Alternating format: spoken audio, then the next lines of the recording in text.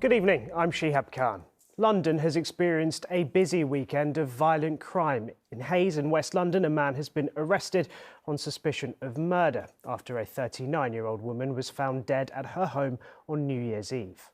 Police say Stephanie Hansen, who is yet to be formally identified, was found with serious injuries and pronounced dead at a property on Willenhall Drive on Saturday evening. A 29-year-old who was later arrested was known to the victim. A post-mortem is taking place. And two men are in a serious but stable condition in hospital after they were shot on the Letsham estate in Camberwell on New Year's Eve. Officers say a 24 and 28-year-old took themselves to A&E following the incident at 8:30 p.m. No one has been arrested. Rail companies are warning Londoners to brace themselves for severe disruption on trains in and out of the capital tomorrow as another strike over pay and conditions takes place.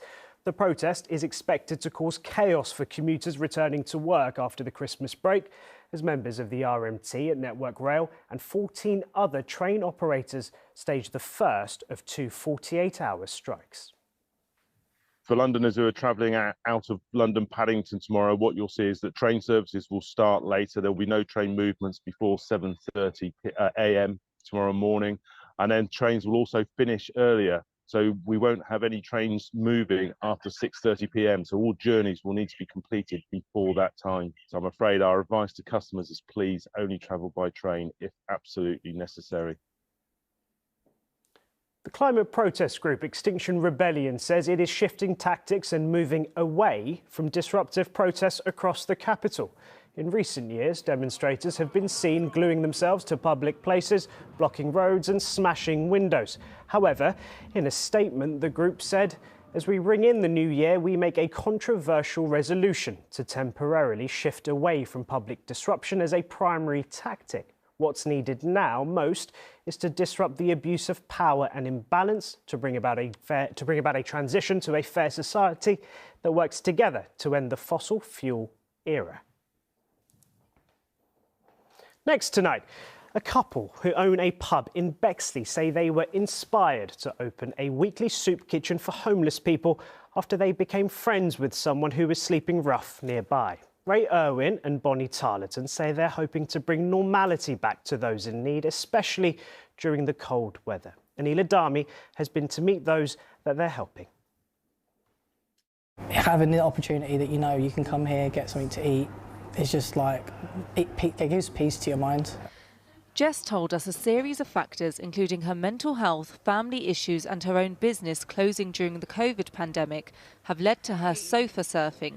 A meal isn't guaranteed. This pub in Bexley is a lifeline. The food, having the option to not have to stress about when you're next going to eat and you've definitely got a meal inside you, just changes everything. Here at the Guy Earl of Warwick pub on Mondays, landlady and Lord Bonnie and Ray have been providing a warm space and food since the weather turned for the worse in November. The couple were inspired by their meeting with a homeless man.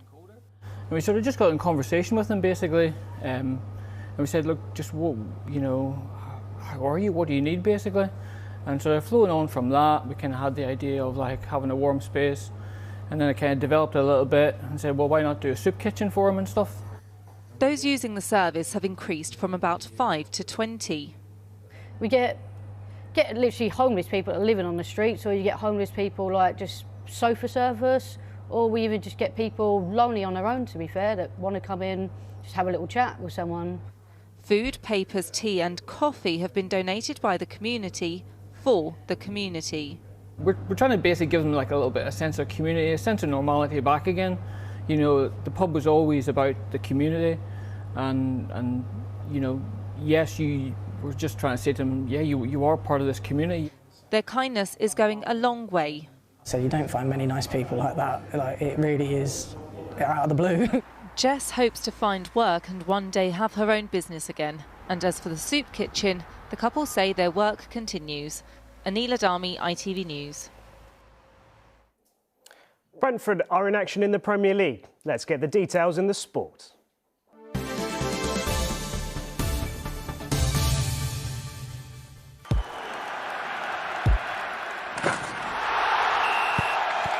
Zero Accounting Software.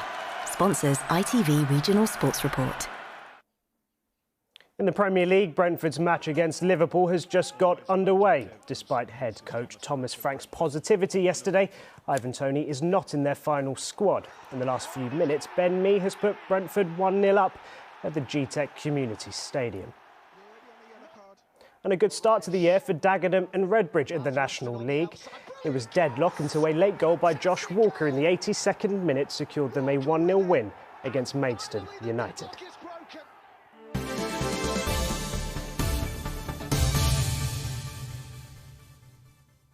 Now here's the weather with James Wright. ITV London weekday weather is sponsored by Octopus Electric Vehicles. Car, charger and energy. Hello there, good evening, happy new year to you. Weather-wise, wasn't too bad a day today, but the next few days we'll see a whole lot of wet weather heading in our direction. Through Tuesday into Wednesday, kind of 3 different bands of wet weather, and then hopefully something a little bit brighter from Wednesday afternoon onwards. As far as tonight goes then, actually pretty clear. A bit of a chilly start to the night, but then we'll start to see a few showers pushing up from the channel. The winds turning more to a definite southerly, so we'll actually start to see temperatures rising through the latter part of the night. Temperatures at about 5 in the morning, we're looking at around 5 to 7 Celsius. Tomorrow then, hopefully a bright start to the day, but won't last too long. We'll see increasing amounts of cloud and the first of these fronts to move through. Shouldn't cause too many issues, the first one, just outbreaks of rain, some of them moderate. Might even see a few brighter breaks middle of the afternoon. And temperatures, well, 11 or 12 Celsius, doing quite nicely, but certainly feeling rather breezy. You can see more rain behind me. There'll be plenty of that through the latter part of the day. A couple of bands of wet weather moving through, and it might be a cloudy start on Wednesday, brighter later. ITV London weekday weather is sponsored by Octopus Electric Vehicles.